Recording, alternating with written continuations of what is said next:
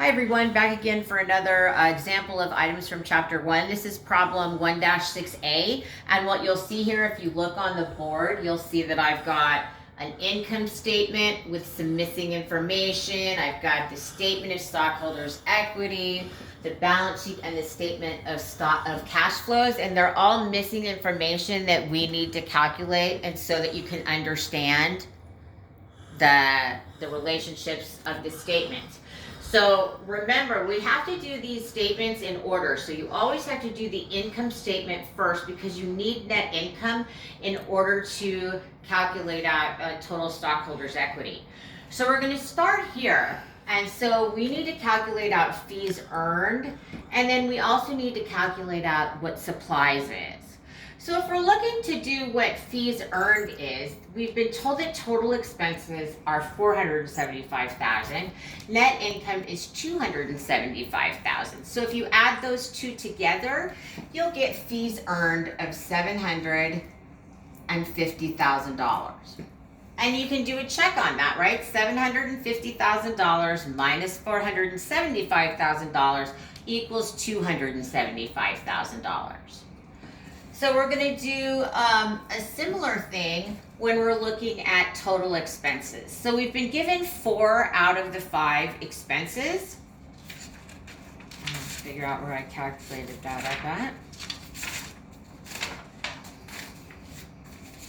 So in order to calculate that out, we just take the $475,000. So for supplies is going to equal total expenses of $475,000 minus wage expense for $300, the rent expense for $100,000, utilities expense for $20,000, and then miscellaneous expense for $25,000. And that's going to let us know that our total supplies expense is going to come to $30,000. So we can just enter that in right there. So it's important that you have a good understanding of how these financial statements work. So always the income statement, it's always going to be our revenues, which for services we call it fees earned. Less expenses will give us our net income. Now in order to calculate out, so that's how you get this amount for the income statement. And then the second statement that we prepare is the statement of stockholders' equity. So we're looking again just at the relationships here of what's going on. So the problem has told us that, can you pause that for 1 second? All right, I just had to get my bearings, everyone. So the statement of stockholders' equity shows us how stockholders' equity changes over the year. Remember from the earlier chapter that stockholders' equity is made up of common stock, which is increased when we issue common stock, and then retained earnings, which is increased with net income, and it's decreased with dividends. And in the format, they showed us that we had 0 beginning balances, and we had dividends of $125,000. If we're looking for common stock to find out if we issued common stock, well, the income statement doesn't tell us anything. But if we come over here to the balance sheet, you can see that we have a common stock balance of $375,000. Since it's the company's first month the first month in business, that's the amount that they issued. So I'm going to take this $375,000 and I'm going to put it here under the common stock heading. I'm going to move it and carry it to the total balance. And then I can actually carry down this balance because I know it. So we have that amount so far, so we know that common stock is $375,000. What we're missing here is net income. We're going to take net income from the income statement right there. We're going to include it here under retained earnings because net income increases retained earnings. I'm also going to move it out to the total column. So total retained earnings comes to $150,000. And if we add the two together, we get $525,000. And you'll get that whether you take your items from the total column or from the bottom. I want to point out again that all statements, they will have a heading on them, the name of the company, the name of the statement, and then for the time period that it's ended. When we get to the final numbers, we double underline them, and when we start new columns, we have dollar signs.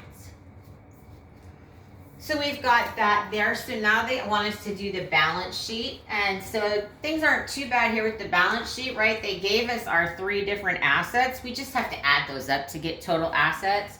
So total assets comes to $625,000.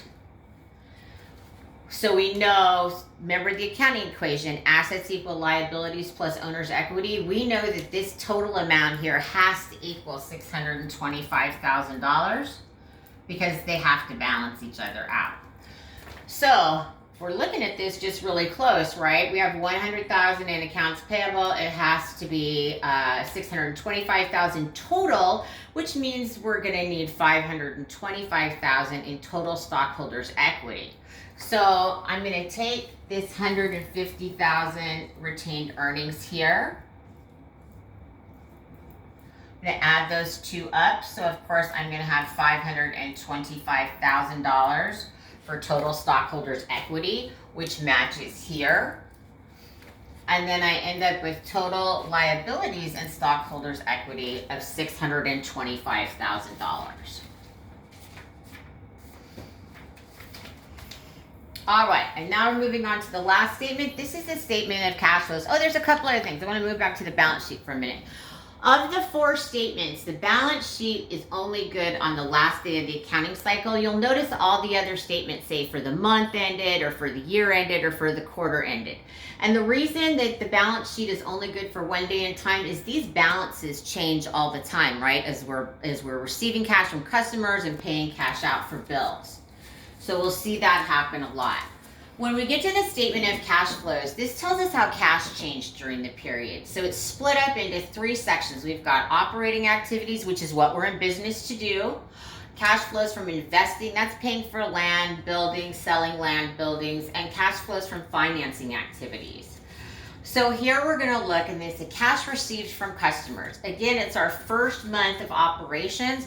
We had fees earned of $750,000.